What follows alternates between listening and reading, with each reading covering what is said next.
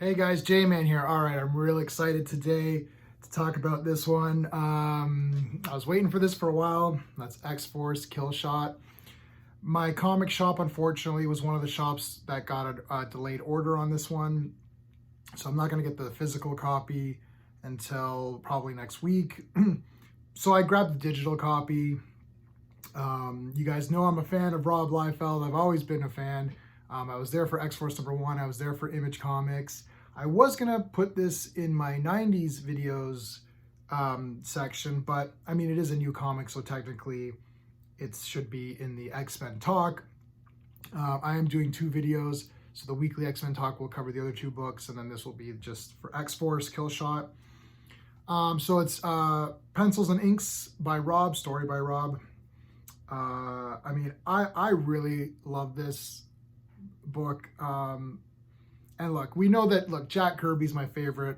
He's my favorite artist. He's one of my favorite creators of all time in comics for sure. But I really like Rob a lot. I think he brings a lot of enthusiasm to his work, and I listen to all of his podcasts. And I'm a fan. I'm a big time fan. And I think he does a lot of fun things. And I think he's a cool guy. He seems pretty cool. So this one brings back X-Force teams from like different X-Force teams. So it's like you've got, and he literally introduces each team, right? So this is really neat. Major X is in here, which is really cool.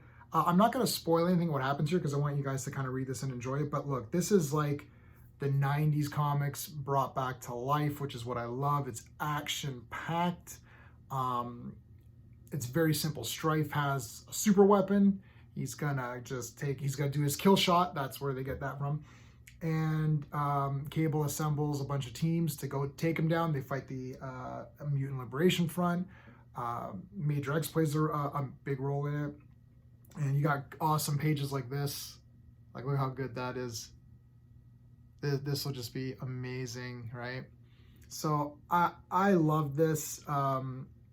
Again, if you're into the look, this is going to be a really short review because I don't really want to go through this entire book and show you everything and just talk over it. I personally had a lot of fun with this. I was looking forward to it. I really like the energy of this comic. I love the action. I love the art. I'm fond of these characters. Cable is one of my favorite characters of all time. I have an original Cable figure from when they first came out. There's a big story behind that. I've got a little X-Force collection set here. I've got the original X-Force comics, at least the first like 3 or 4, like when they came out. And then I've been trying to get the rest of them kind of, you know, as I go to different shows or whatever. Image, I bought every Image comic, you know, that came out, and I've completed, well, I've got a lot of, you know, Youngblood, Team Youngblood, Brigade, what were the other ones? Bloodstrike. So it's like, I liked all that stuff. Cyberforce was awesome. Spawn, of course. So, I mean, I like this kind of style. To me, it's just very exciting. And I think this is what X-Force is all about.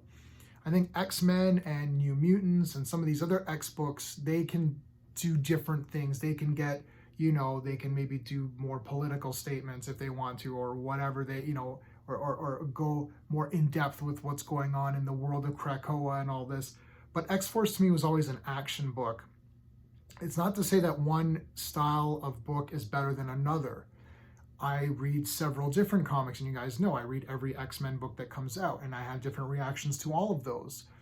And I think that sometimes when people say they look down, or they're like, oh, those, you know, those X-Force issues, or those old 90s Rob Liefeld stuff, it's like, why? I think it was very exciting. X-Force #1 is the 2nd highest selling comic of all time. I don't care how you calculate it.